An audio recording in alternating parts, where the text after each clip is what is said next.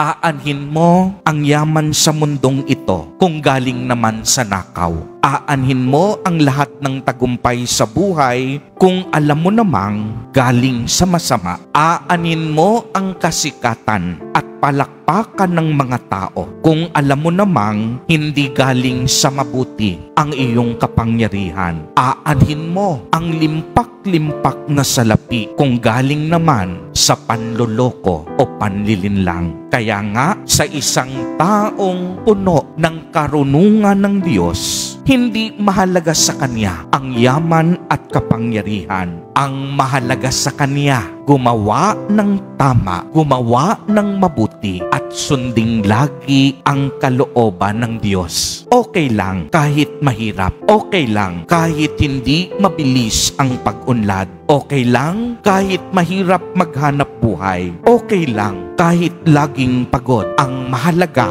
walang inaapakang tao at lagi mong pinipili kung ano ang tama at mabuti. Sapagkat kung tama at mabuti ang lagi mong pinipili, iisa lang ang ibig sabihin nito. Pinili mo ang Diyos sa iyong buhay. At kapag pinili mo ang Diyos, pipiliin ka rin niya hanggang sa kabilang buhay. Amen.